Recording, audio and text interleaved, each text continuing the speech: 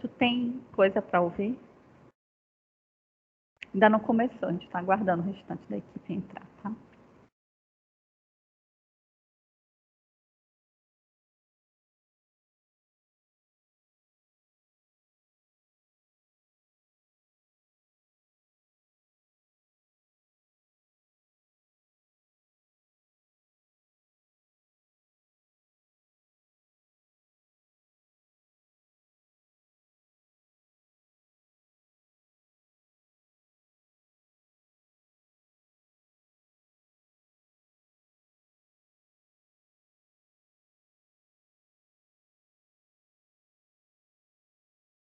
Tá faltando só a Leandra e a Thaís, correto?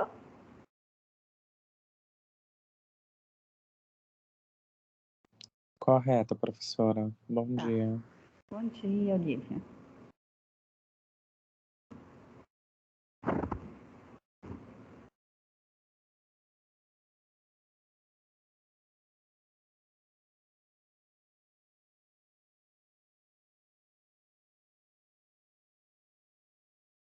A Thaís já tinha entrado aqui, professora. Peraí, deixa eu falar com ela. Tá bom.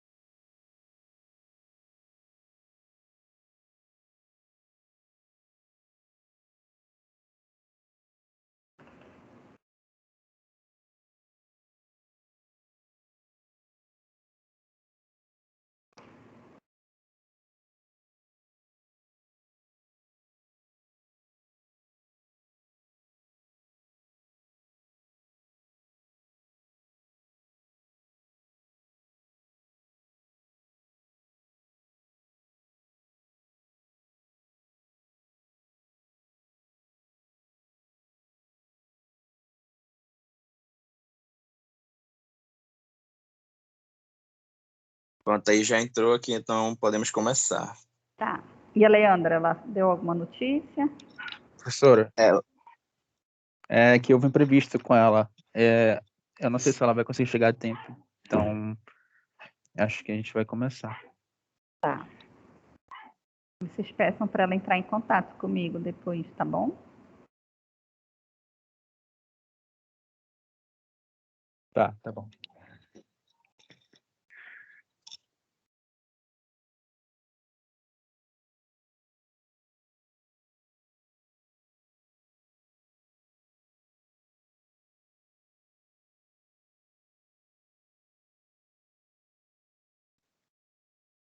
Bom, vamos lá.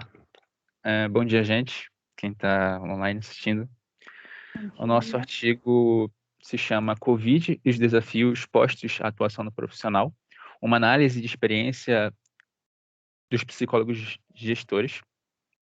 Então, o artigo começa falando que em algum momento da história da humanidade sempre aconteceu algum evento que mudou como o mundo se relaciona. Então, a gente teve, por exemplo, a queda do Muro de Berlim, a gente teve a descoberta da borracha na economia brasileira, sempre algo que mude a relação do mundo consigo mesmo. Atualmente, a gente vive uma situação de pandemia, e essa situação de pandemia trouxe à tona mais um evento em que mudou a relação do mundo consigo mesmo, seja o relacionamento social, escolar, o relacionamento do trabalho, relacionamentos familiares, relacionamentos amorosos. Então, nesse artigo a gente busca explorar o como isso impactou a psicologia organizacional e do trabalho. Bom, a gente sabe que para uma profissão se manter relevante, ela precisa ter um aporte teórico e prático em que a sociedade veja a efetividade dessa profissão. E com a psicologia organizacional e do trabalho não é diferente. A gente precisa ter uma prática e essa prática precisa chegar e oferecer uma oferta em que as pessoas consigam ver sentido e praticidade. Então, ao longo de toda a história da psicologia organizacional e do trabalho, foram acontecendo várias mudanças de rumo e de objeto de estudo em que a gente foi mudando. No início o foco era nas indústrias, mas posteriormente veio a ser as organizações e vieram-se descobertas novas sobre metodologias de trabalho. E recentemente aconteceu a Covid, o que mudou tudo, todos os parâmetros. Mas o que existe em comum em todas essas mudanças é que sempre a psicologia organizacional e do trabalho teve o aporte científico e profissional trabalhando juntos. Então, era a ciência e a profissão, por mais que exista um pouco de conflito, trabalhando juntos para conseguir dar esse aporte às pessoas. Então, a gente tem que, hoje em dia, por exemplo, quem trabalha aí na psicologia dentro de organizações pode trabalhar com organização e gestão de pessoas, recrutamento e seleção, avaliação, treinamento, etc. Todos esses trabalhos com ferramentas científicas, todos esses trabalhos com aportes científicos que oferecem dados para que sejam tirados e feitas as melhores decisões. Só que, quando a gente fala em Covid, a gente está falando de um acontecimento que quebrou muito que, além de ser uma crise que a gente não esperava, quebrou muito do contato que se tinha normalmente. E dentro das academias, das faculdades, o artigo faz essa crítica, não se tem pesquisas de manejo e de intervenções práticas a crises dentro da psicologia organizacional e do trabalho. Então, isso acaba perdendo um pouco da relevância da nossa prática, porque se a gente não consegue aplicar algo praticamente a uma ocasião, a gente acaba perdendo a maneira de como lidar com essa situação. Então, o artigo sugeriu uma teoria para que a gente tenha algo em que trabalhar por cima, para que a gente tenha um aporte para estudar esse desenvolvimento humano. E essa teoria se chama a teoria referencial da transição, feita pela Nancy Schulberg. Schulberg é um nome alemão. Enfim, esse artigo busca compreender, essa teoria, ela busca compreender como indivíduos mudam ao longo do tempo e como são afetados durante esse processo de mudança. É uma teoria que avalia a forma de como se dá as diversas transições em que uma pessoa enfrenta ao longo da sua vida, deixando claro que transição para Nancy é quando uma pessoa se depara com uma situação que traz consigo algum tipo de mudança na forma como ela vivencia o mundo. Então, Nancy declara que essas transições, que são o foco de estudo dela, se dão em algumas etapas. A primeira etapa é a aproximação da transição. A etapa onde a pessoa se dá conta de que algo vai mudar na vida dela. Então, ela identifica a natureza da mudança e avalia os potenciais que ela pode fazer em torno daquilo. Ou seja, o que eu posso fazer frente a essa situação? Como eu posso me preparar para essa situação nova que vai vir? Né? A próxima etapa é a maneira como ela lida com a transição, que fala mais sobre a maneira como ela lida com as consequências dessa transição. Então, nessa etapa, a autora descreve alguns critérios. Critérios não, são 4 fatores que ela se situa para que uma pessoa consiga passar por essa etapa, que são a situação, ou seja, aquilo que está ocorrendo em si, o momento em que aquilo ocorre, né? O self, que são as características individuais, como a pessoa encara a situação, o suporte, a maneira que ela tem para lidar com aquilo,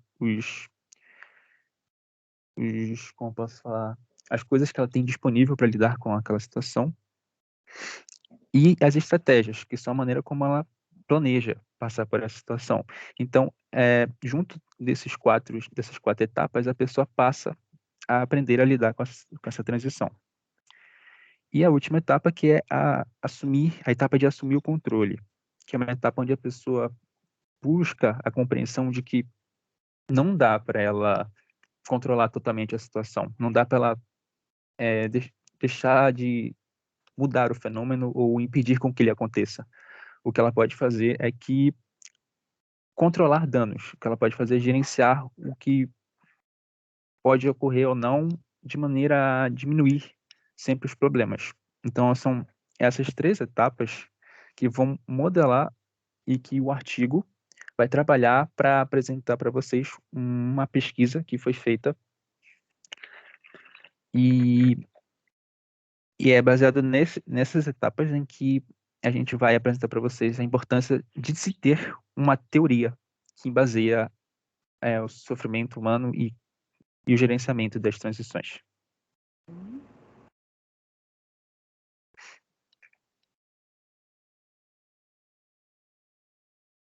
Bom dia. Dia. Tá. Agora eu vou falar sobre o método que foi utilizado para realizar o estudo que está no artigo. Bom, foi um método de estudo exploratório, descritivo, de abordagem qualitativa e análise de casos múltiplos. Durante um período de 16 semanas, 3 psicólogos registraram suas experiências, sentimentos e emoções que tivessem relacionadas com sua atuação de psicólogo de RH durante a pandemia. As narrativas deles foram analisadas em 2 etapas. Na primeira, eles tentavam entender os desafios que eles enfrentavam durante seu trabalho, mas mais focando no que eles mesmos falavam. Tipo, que eles tinham que fazer, por exemplo, um diário. E eles também procuravam semelhanças entre essas narrativas para, digamos, dizer, o psicólogo provavelmente vai passar por isso nessa situação. Encontrar semelhanças. E na segunda etapa foi feita uma entrevista que visava mais coisas que os próprios estudantes que estavam fazendo os estudos consideravam importantes e que talvez o psicólogo não tivesse citado na sua narrativa. Por exemplo, perguntas, o que mudou sua forma de atuação, a pandemia, qual o maior desafio para essa atuação, esse tipo de coisa. E agora, sobre os instrumentos que eles usaram, foram principalmente 2 tipos de instrumentos, como eu falei, diários, que eram diários qualitativos, e entrevista qualitativa individual. O diário é uma técnica de autorrelato utilizada para avaliar como estados fisiológicos, psicológicos, até sociais, se alteram ao longo do tempo. Isso permite que eles possam capturar certas coisas importantes, certas experiências importantes do ser humano que ocorrem no seu contexto natural, diminuindo a chance de, se fosse só uma entrevista, por exemplo, ele ia falar sobre, digamos, uma entrevista, ele ia ter que falar sobre a semana inteira dele. Ele não ia lembrar exatamente sobre o que falaram, sobre o que aconteceu nessa semana dele. Tipo, só um exemplo. Aí diminui a chance dele esquecer esse tipo de coisa. E depois ele era seguido para entrevista individual, que servia mais para um complemento das informações, tipo, esclarecendo certos pontos que eles podem não ter falado, e quem está fazendo estudo iria perguntar para ele, por exemplo, aquelas perguntas lá que às vezes ele pode não ter falado, aí ele ia perguntar isso e como eu disse, um certo complemento. E para análise de dados foi utilizado, na primeira parte, uma técnica que envolvia mais síntese de casos cruzados, que é recomendado mais quando o estudo é feito de uma maneira independente. E na segunda parte, se utilizou da codificação temática, que serve para comparar as percepções dos participantes usando tópicos já definidos, que eram as perguntas lá, e que tivessem relacionados ao estudo.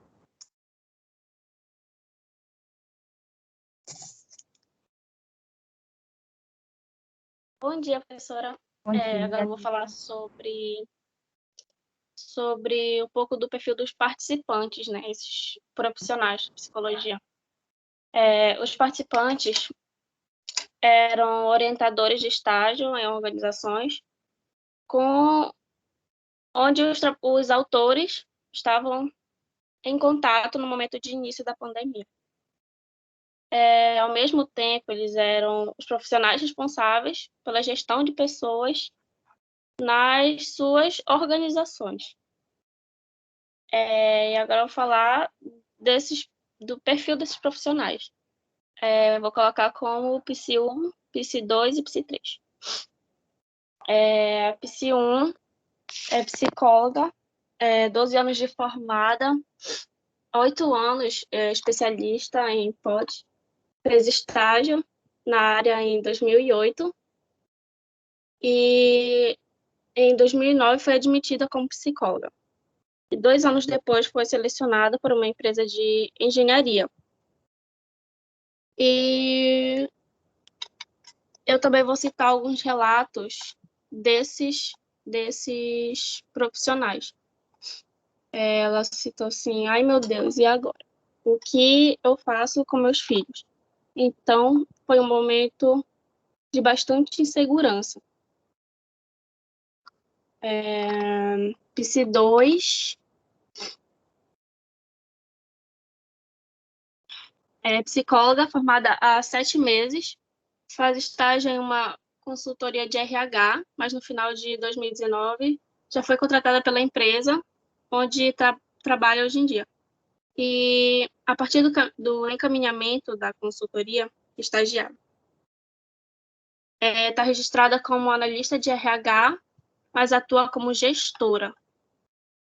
Ela citou assim: os atendentes estavam com muito medo, tentei acalmá-los. Uma colaboradora pediu para o RH verificar se ela estava no grupo de risco e se precisaria ir embora. Perguntei para o gerente e ele disse que se ela não estava sentindo nada, ela deveria ficar trabalhando. Orientei o gerente a conversar com ela. É a PC2. E a PC3, ou PC3, psicólogo, formada há 7 meses e durante a formação em psicologia já tinha estagiado na empresa que trabalha hoje em dia. Ele citou assim: está sendo muito difícil, é isso. Eu preciso confessar para vocês que está sendo bem complicado. Eu tenho 35 pessoas trabalhando aqui, mais 30 pessoas trabalhando em home office. Aí tem as filiais. Então, eu tenho que dar atenção para todos. Eu tenho que dar atenção para todos de uma maneira diferente. Então, tem dias que eu passo 4 horas dentro dessa sala fazendo videochamada com quem está em casa e tem dias que eu fico o dia inteiro lá conversando com a galera. Eu mando mensagem: como é que você tá? E fico estimulando para a galera falar comigo também.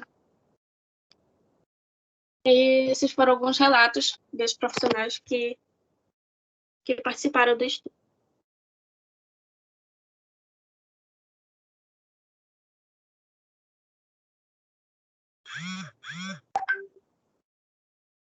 Ok, Lídia.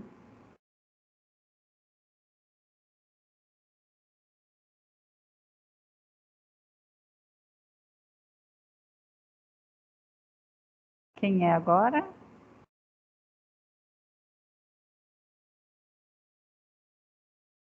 A Olivia. A Olivia. Ou a Thaís.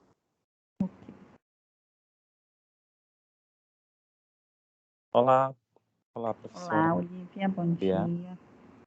Eu vou falar um pouco sobre a análise de discussão. Na verdade, na análise de discussão, o que eu pude perceber foi que traz a reflexão do que foi que ocorreu, né, com essas pessoas, com esses personagens. Aí começa a se comparar, né, sobre o psicólogo 1, sobre o psicólogo 2 e sobre as falas deles. Nesse sentido, alguns dizem que eles tinham muito medo, né, que eles, apesar de terem esses recursos teóricos que poderiam orientar eles antes da pandemia, aí durante a pandemia eles se sentiram perdidos.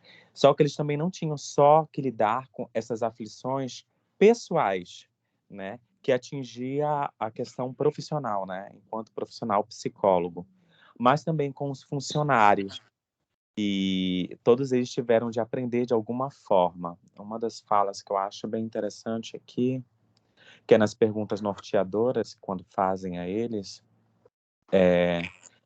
eu acho que é do PIS-3, que eles falam que eles começam a ter novos métodos para poderem fazer, digamos, o que a gente fala que é o recrutamento, né? Aí o PIS-3 fala: o que eu mais senti diferença foi a questão do recrutamento e seleção. Eu tentei fazer 2 vezes de forma virtual e confesso que eu não me senti de forma confortável, não achei interessante. Então, ou seja, a gente começa a saber lidar que realmente, apesar de nós lidarmos com esse acesso à tecnologia, de realmente nós estarmos ali interligados diante disso, quando a gente precisou disso no melhor momento, que foi mais viável para a gente, né, enquanto profissionais, e profissionais, eles se sentiam perdidos.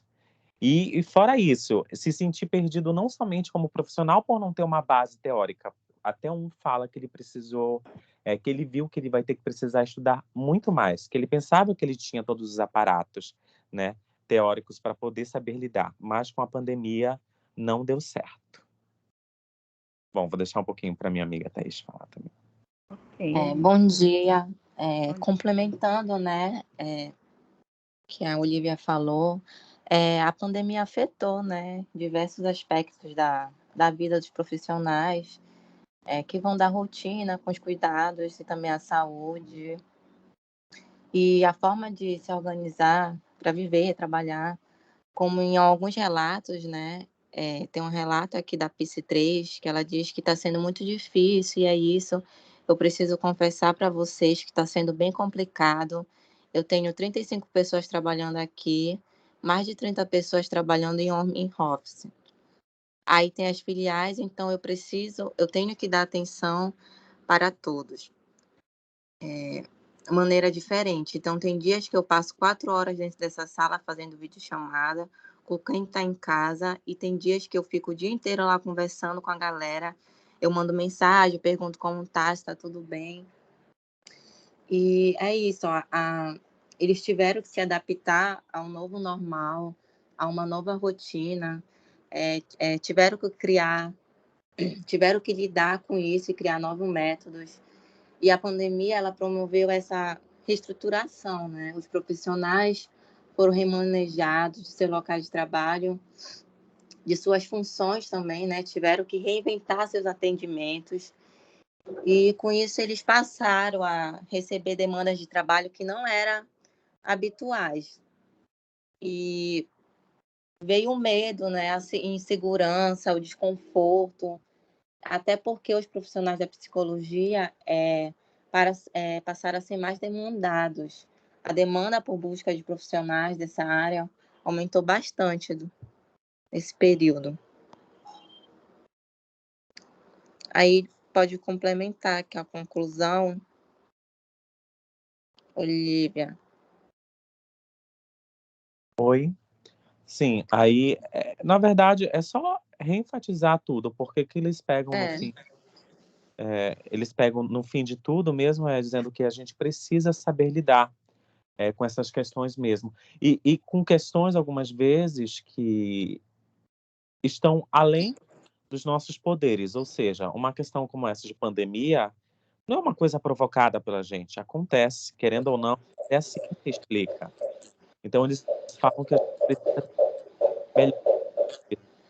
E, por fim, aqui no final da frase que o rapaz falou, que ele deixou, o que aprendemos com a pandemia? Defendemos começar por nós mesmos. Além de oportunidades de pesquisa, é importante discutir práticas baseadas em evidências na crise da pandemia e integrar o desenvolvimento de conhecimento, habilidades e atitudes da nossa formação e atuação. Porque é engraçado, na verdade, eu acho que, professora, como foi mesmo, até os jornais falaram isso, né? Que foi uma reação em cadeia. Todo mundo se sentiu perdido durante a pandemia. Todo mundo se perdeu enquanto indivíduo, e até isso foi numa reação em cadeia que afetou os próprios funcionários, os gerentes, os donos de empresa. Engraçado que isso forma, né, justamente sobre as nossas funções enquanto psicólogos. Porque sempre todo mundo desprezava a psicologia, e no período de pandemia todo mundo pega como o mais equilibrado, o mais ciente, aquele que vai saber lidar com as problemáticas, né, do cotidiano, seria o psicólogo. E o psicólogo também se pegou nesse impasse, porque ele estava participando dessa pandemia também, e a gente não tem isso em caminho teórico. Perfeito. Obrigada aí pela apresentação da equipe, muito boa, né? Então, dá para a gente também refletir que o nosso conhecimento, ele deve ser para a vida toda, né? Então, a gente não pode parar de estudar, independente da área que a gente esteja, e sempre a gente vai lidar com situações novas, com situações diferentes, com situações que ainda não vivenciamos. Sempre irá aparecer uma novidade. Eu sempre digo assim, cada pessoa e cada organização, terá sempre algo diferente. E se eu não me mantenho como um profissional atualizado, eu vou sentir dificuldades durante a minha atuação. Então, a gente precisa estar sempre nesse movimento. Entendendo que a psicologia organizacional, ela também conversa com diversas outras áreas da psicologia, as quais a gente também não pode estar deixando de estudar, né? Eu não posso estar somente dentro do mundo organizacional e esquecer de todo o resto que é da área da psicologia e que vai se adentrar a este mundo do trabalho. Então, por exemplo, os psicólogos que sabiam que tinham manejo em crises, em desastres, né? Isso era um conhecimento importante, porque o que foi a pandemia foi justamente essa vivência de algo, né, emergencial, né, de algo que não estava ali dentro daquilo que se era conhecido no nosso contexto, e onde todos fomos afetados, né, tanto o meu colaborador dentro da organização, quanto eu mesmo enquanto profissional. E aí o artigo ele vem discutindo essa dificuldade que os próprios profissionais sentiram na sua própria atuação. Então, eu tive que lidar com a minha atuação enquanto psicólogo, lidando com isso, então, um novo formato de trabalho, então, a minha seleção era feita de forma presencial, eu tive que fazer uma seleção no formato online e eu não me adaptei com isso. E o que dirá o meu colaborador que também estava vivenciando essa readaptação. Então, foi todo uma modificação aí que mexeu, né, com a parte emocional.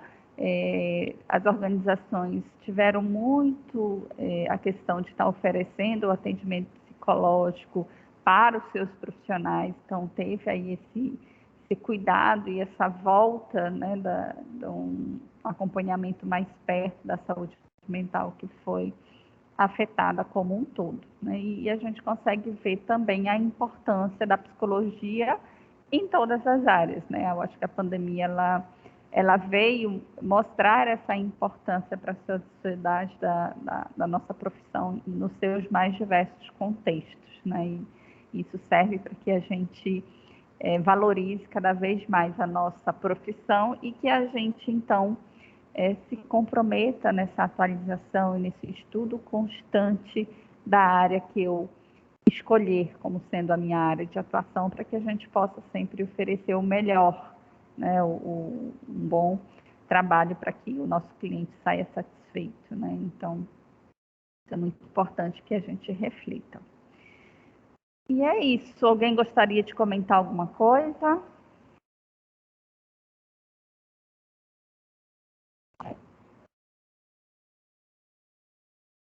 Não? Então, tranquilo. Obrigada aí, equipe, mais uma vez. Peçam só para a Leandra entrar em contato comigo, já que ela não fez a apresentação. E na terça-feira, então, a gente dá continuidade ao nosso seminário com a próxima equipe, tá bom? Beijo grande, gente. Tá bom, obrigada. Obrigado. Obrigada também. Tchau.